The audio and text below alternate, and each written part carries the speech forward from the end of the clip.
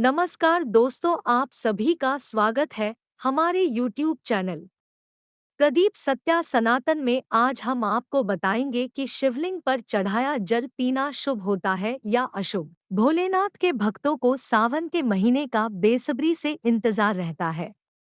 कहा जाता है कि सावन में भगवान शिव की पूजा करने से वह जल्दी प्रसन्न होते हैं। शिव पुराण में शिवलिंग पर जल चढ़ाने से जुड़ी कुछ बातों के बारे में बताया गया है। चलिए जानते हैं। शिव पुराण के अनुसार शिवलिंग पर चढ़ाया जल पीना शुभ होता है या अशुभ। हिंदू धर्म में शिवलिंग की पूजा का विशेष महत्व है। शिवलिंग की विधि पूर्वक पूजा करने से व्यक्ति की हर मनोकामना पूरी होती है।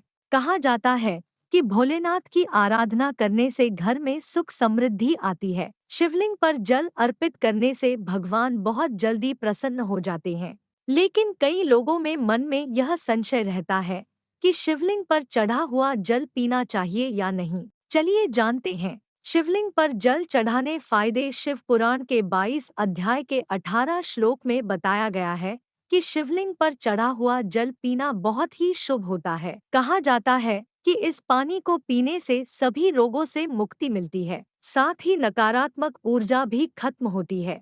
यह भी कहा जाता है कि शिवलिंग पर चढ़ाया जल पीने से व्यक्ति का मन शांत रहता है और मानसिक तनाव दूर होता है। शिवलिंग पर चढ़े जल को पीने के नियम।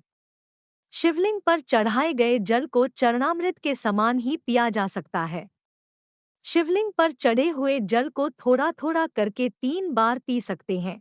ऐसा करने से कई प्रकार के रोगों से मुक्ति मिलती, साथ ही है नकारात्मकता भी दूर होती है। इन बातों का रखें ध्यान। इस बात का ख्याल रखना जरूरी है कि आप शिवलिंग पर चढ़ाए हुए जल को जब पिए तो वह किसी के पैरों पर ना गिरे।